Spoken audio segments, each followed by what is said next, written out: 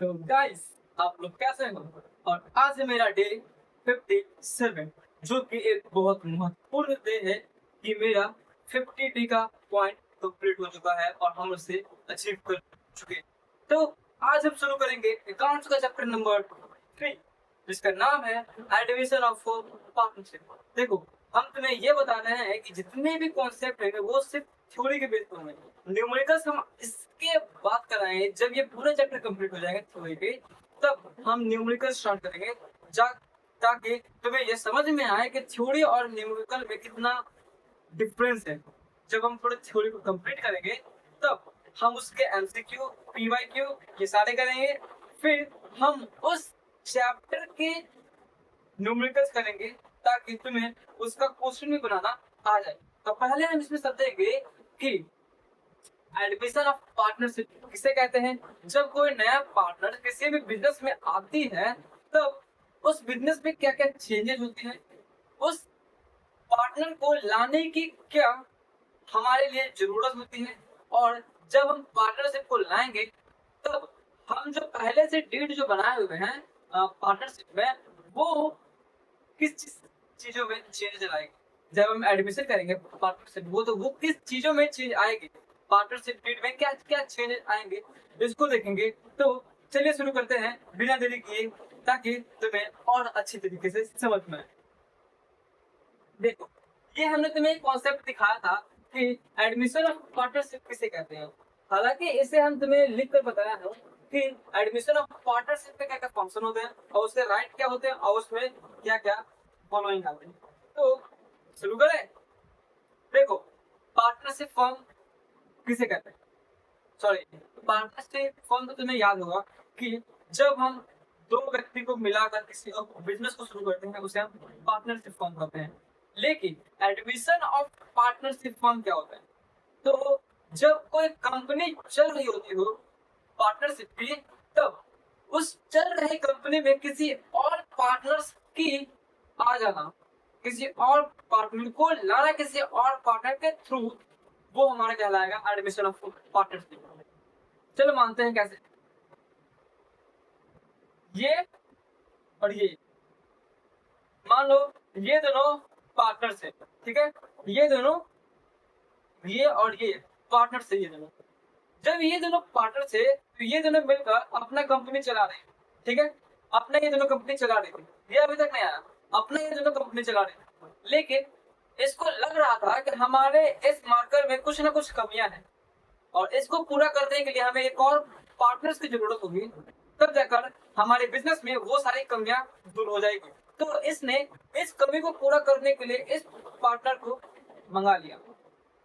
ये पार्टनर आया तो अब इसकी कमी पूरी हो गई, तब जाकर ये तीनों कंपनी का पार्टनर एक पार्टनरशिप डीड बनाएगा और उस पार्टनरशिप डीड में क्या क्या चेंजेस आएंगे उसके बेस पर सारे एडमिशन ऑफ पार्टनरशिप का न्यूमेरिकल बनेगा। तो तुम्हें ये समझ में आया कि पार्टनरशिप में एडमिशन कैसी होती है। जब कोई दो पार्टनर किसी एक कंपनी को चला रही है और जब उसे लगता है कि हमारे बिजनेसेस में कुछ चीजों की जरूरत है और उस चीजों को फुलफिल करने के लिए हमें एक पार्टनर की जरूरत है, तो उस जरूरत को फुलफिल करना ही हमारे एडमिशन ऑफ पार्टनरशिप का एक गोल होता है। जैसे कि तुम समझो, हमने इसको लिया और इसको लिया था और इसको नहीं लिया था, तो ये जो है ए पार्टनर और ये जो है बी पार्टनर और सी पार्टनर। ए पार्टनर जो है एक काम फुलफिल करता है, बी पार्टनर क्या है जो इन उड़ने नहीं देता। लेकिन इसमें एक इम्पोर्टेंट चीज थी कि इसको लिखेंगे कैसे, तो वो इस सी पार्टनर ने इसे फुलफिल किया, तो ये जो होगा लिखने का प्रक्रिया हमारे लिए कंप्लीट हो जाए। तो पूरा का पूरा सिनेरियो ये है कि हमारे पार्टनर्स को लाना गोल है कि हमारे बिजनेस में जो जो प्रॉब्लम होती है उसे सॉल्व करना। तो वैसे कौन कौन सी प्रॉब्लम होती है? तो पहले कैपिटल को इंक्रीज करना। अगर मान लो कोई दो पार्टनर है, उसके पास इतना कैपिटल नहीं है कि अब हम उसमें लगा सकें, तो उसके लिए एक और पार्टनर को लाया जाता है ताकि हम उसमें उस फर्म में एक और कैपिटल लगाएं, बड़ा वाला। तो कैपिटल को लाना एक हो जाएगा। दूसरा, रिस्क को डिस्ट्रीब्यूट करना। जैसे कि दो व्यक्ति है, इस दो व्यक्ति ने पहले ये दोनों व्यक्ति फर्म का रिस्क और प्रॉफिट ले रहा, लेकिन अब ये जो दो व्यक्ति आएंगे, ये दोनों व्यक्ति के पास लग रहा है कि हमारे रिस्क झेलने का कैपेसिटी कम हो रहा है, तो इसने सोचा एक और पार्टनर को क्यों न लाया जाए ताकि हमारे रिस्क भी कम हो जाए। तो इसने एक और पार्टनर को लाया जो बीच में रहेगा। तो ये तीनों पार्टनर्स ने मिलकर अब अपना रिस्क और प्रॉफिट को शेयर करना शुरू कर दिया। तीसरा आता है एक्सपीरियंस और आइडियाज। मतलब कि एक बड़ी कंपनी में जो पार्टनर है, बहुत बड़ी कंपनी, उसमें वो पार्टनर था, लेकिन अब वो वहां से ये रिटायर हो गया। तो वो जो रिटायर हुआ है और इस जो पार्टनर, ये जो कंपनी है, इसने सोचा कि हम इस रिटायर बंदे को क्यों नहीं यहाँ लाएं और इस कंपनी को बढ़ाएं, क्योंकि ग्रोथ लाने की बड़ी चीज होती है एक्सपीरियंस और आइडिया। तो ये जो बड़ा व्यक्ति है, ये बड़ा व्यक्ति तो पहले से एक्सपीरियंस बनता है और वो बड़ी बड़ी कंपनियों में काम कर चुका है, तो इसने इस बड़ी कंपनी ने इसको ज्वाइन किया और इसे ऊंचाइयों तक लेकर गया। इसलिए इसमें ये भी कहा जाता है कि एक्सपीरियंस और आइडियाज के दम पर भी हम पार्टनर्स को ला सकते हैं।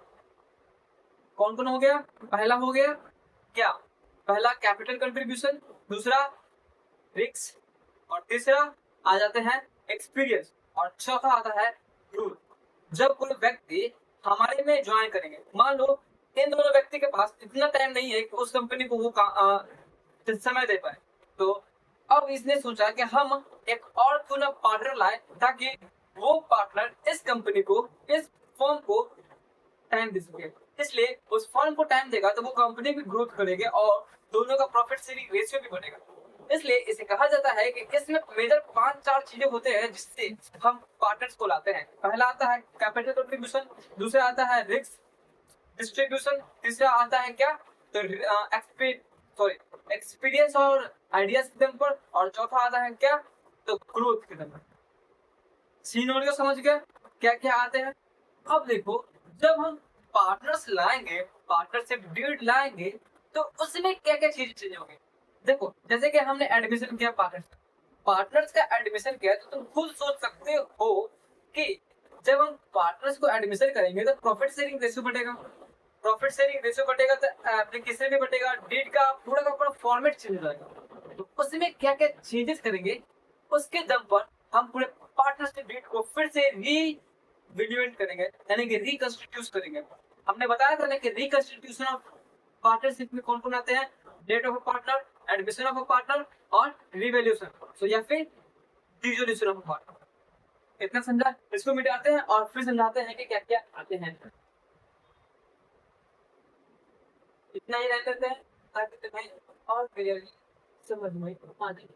चलो देखे, जैसे कि तुम देख सकते हो, पहला आता है क्या?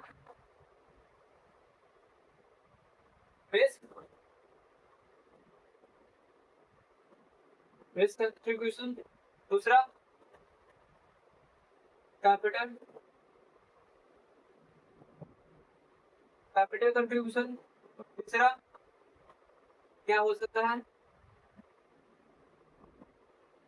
एक्सपीरियंस एंड आइडियाज, चौथा क्या आ सकता है? ग्रुप। ये तो हमारे क्या हो जाएंगे जब हमारा एडमिशन ऑफ पार्टनरशिप होगा, एडमिशन होगा पार्टनर्स का। लेकिन जब हम एडमिशन करेंगे तो हमारे डीड में भी कुछ चीजें चेंज होगी। तो हमारे डीड में क्या क्या चीजें चेंज होगी, इसको देखते हैं।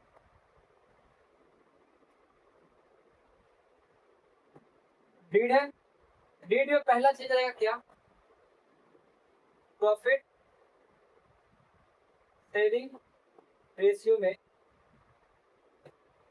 चेंज होगा। दूसरा गुडविल में चेंज होगा। तीसरा क्या आ सकता है बताओ?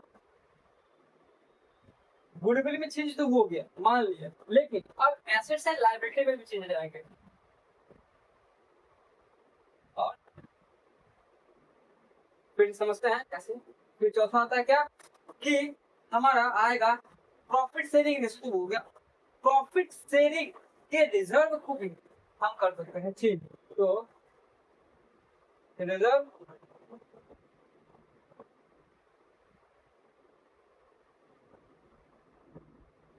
Reserve profit sharing ratio.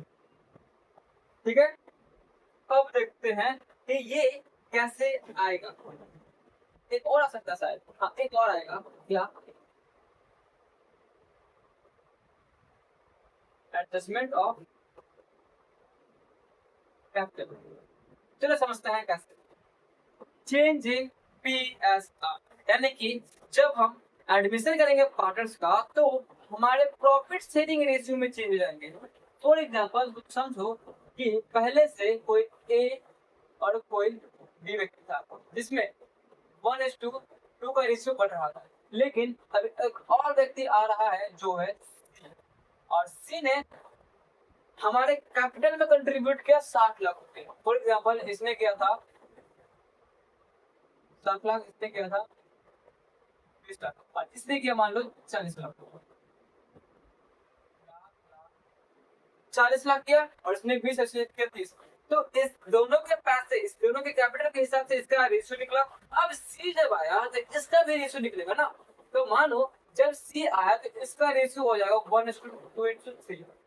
अगर इसका रेशियो 1:2 हुआ तो हमारे जो PSR पार्टनरशिप डीड में जो अमाउंट लिखा हुआ था कि हम किस रेशियो में अपने पार्टनर्स को प्रॉफिट में शेयर करेंगे, प्रॉफिट को शेयर करेंगे, वो तो हट जाएगा ना, क्योंकि हमारे पार्टनर्स में 3 पार्टनर्स आ गए। हमारे बिजनेस में 3 पार्टनर्स आ गए, पहले थे 2, जिससे हमारे पार्टनरशिप डीड में 2 ही बनते थे, 2 ही रेशियो था, 1:2। लेकिन जब तीसरा व्यक्ति आया तो हमारे पार्टनरशिप डीड में चेंजेस हो गए क्या, 1:2:3 हो गए।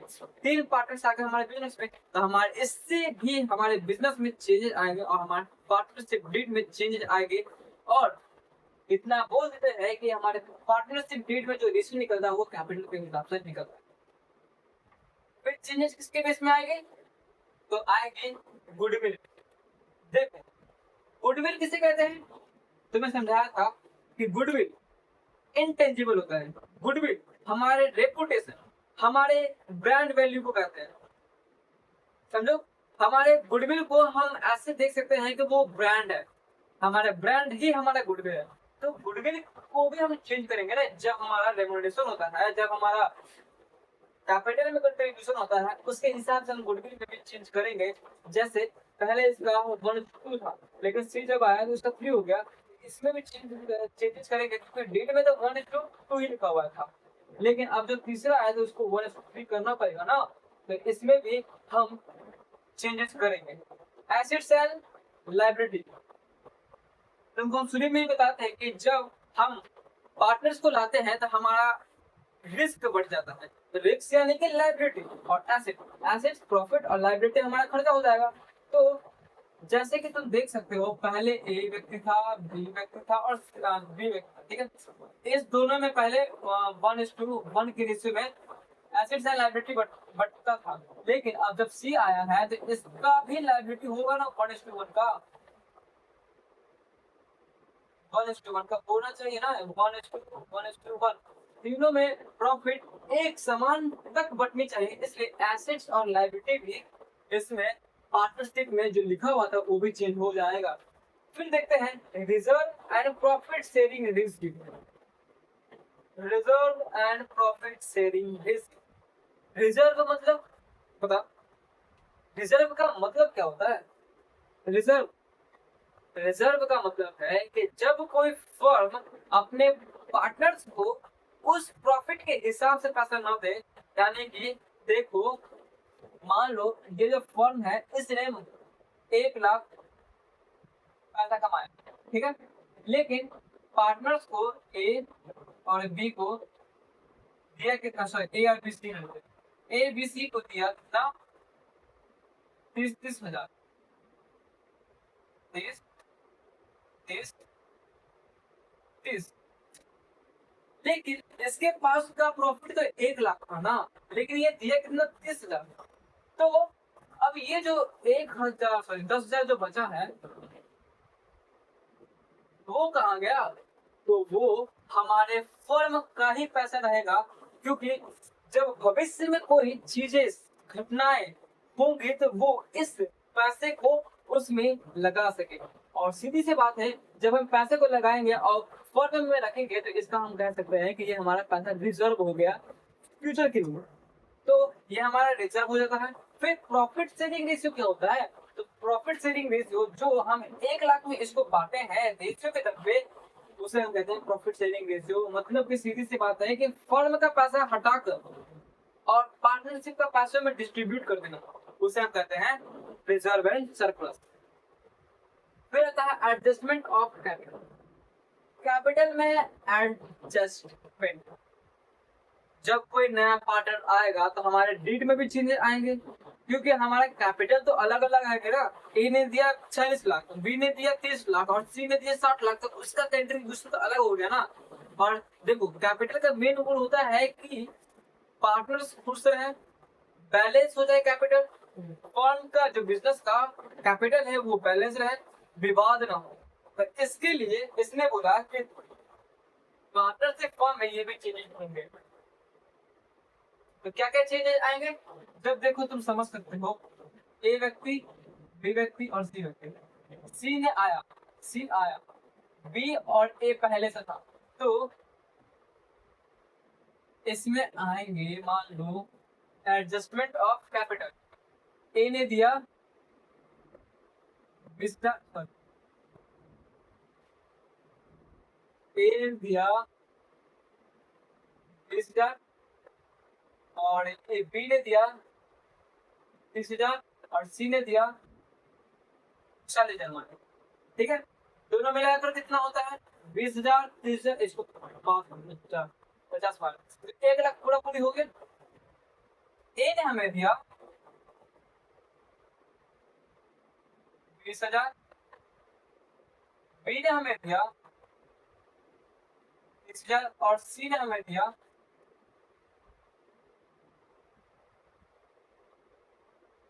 50,000।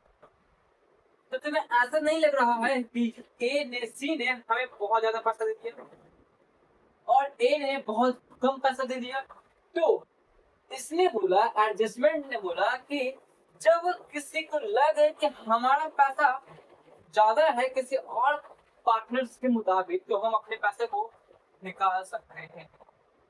बैलेंस करना इतना याद रखना, इसका जो बी का पैसा है वो बैलेंस है, किसका बैलेंस है, और इसका पैसा अनबैलेंस है, इसलिए इसने सोचा कि हम अपना 15,000 निकाल लेते हैं, 15,000 निकाल लेते हैं। और जब हम 15,000 निकालेंगे तो इसका निकला हुआ पैसा हमारा क्या कहलाएगा कि हमने निकाला, क्योंकि हमारा पैसा ज्यादा था और ए के पास पैसा कम है, इसलिए इसको ऐड करना पड़ेगा कि हमारा पैसा और बढ़ना चाहिए। तो इसने 15,000 माना लगा दिया, 15,000 इसने पैसा लगाया और 15,000 इसने पैसा निकाल दिया।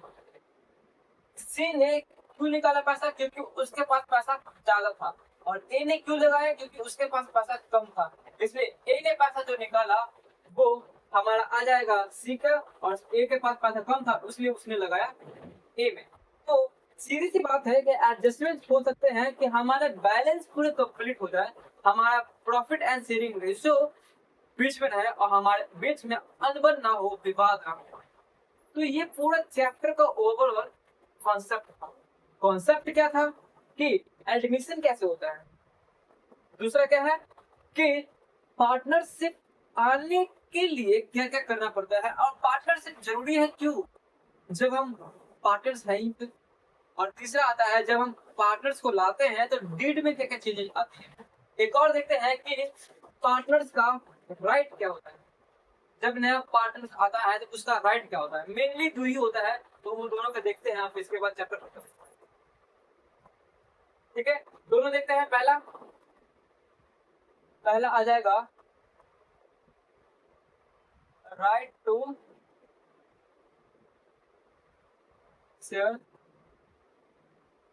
फ्यूचर प्रॉफिट ऑफ न्यू, मतलब कि इस व्यक्ति को, जब ये व्यक्ति पार्टनरशिप में एडमिशन हुआ उसी समय से, उसी टाइम से ये फ्यूचर के कैपिटल में अपना इन्वेस्टमेंट करेगा, पैसा लगाएगा और ये पार्टनर्स बन जाता है। तो यानी कि सीधी सी बात है, right to shares future of a new partner.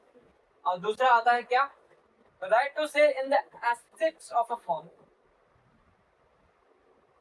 right to